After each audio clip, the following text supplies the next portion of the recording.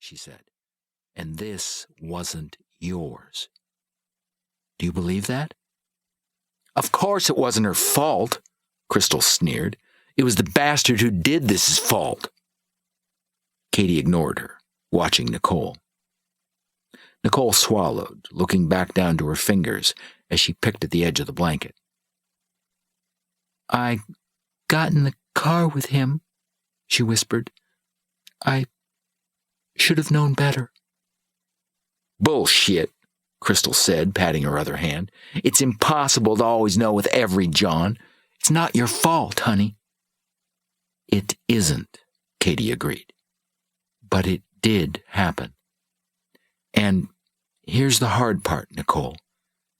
If I'm going to catch this guy, I have to know exactly how it happened.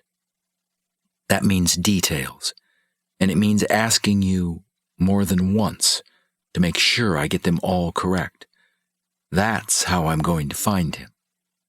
But I need your help. Can you do that? She already told you what happened, Crystal snapped in a self-righteous tone. Now do your job and get the son of a bitch. Katie didn't look at Crystal. If she had her way, she would have interviewed Nicole alone.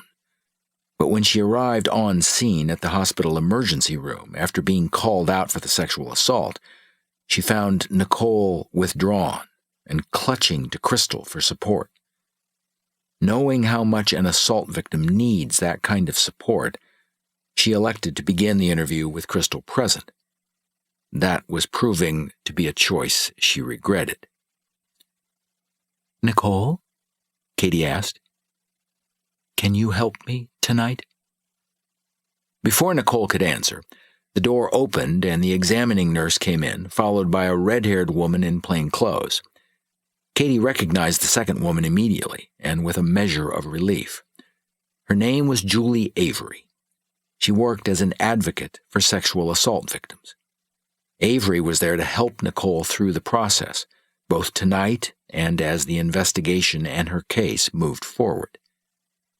Avery recognized Katie as well and gave her a restrained but warm smile. Meanwhile, the nurse, a big-bodied woman with a severe bun that belied her comforting persona, looked at Katie and the others present and hesitated a moment. Then she said, I'm here to begin the exam. I can come back if you want me to. Katie was tempted to say yes, knowing that the exam would take at least an hour. But then she had another thought.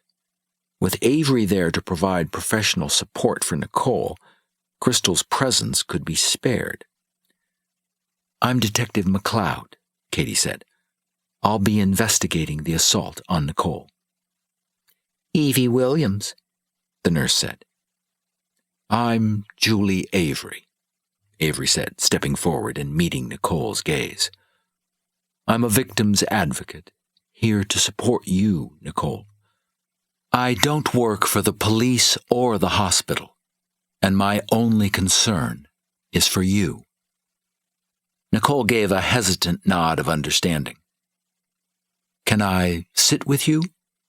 Avery asked her. Yes, said Nicole softly. Then she cleared her throat and spoke again with slightly more strength. Yes. Avery moved around to the far side of the bed and stood near Nicole. She offered her hand to the still shaken woman. After a moment of indecision, Nicole stopped picking at the blanket and took Avery's hand. The advocate smiled at her. Katie used the opportunity to get Crystal's attention. Can I talk to you outside? Crystal had been watching Avery. Now she turned to Katie, her expression obstinate. She gestured toward her own hand, which still held Nicole's right. Nikki needs me.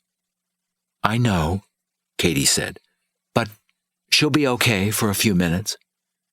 Besides, Katie glanced over at the nurse, Evie, and nodded to her. They're going to do the forensic exam, and she's going to want privacy for that. Privacy? Crystal scoffed. Are you kidding me? We've doubled up on clients before. I've seen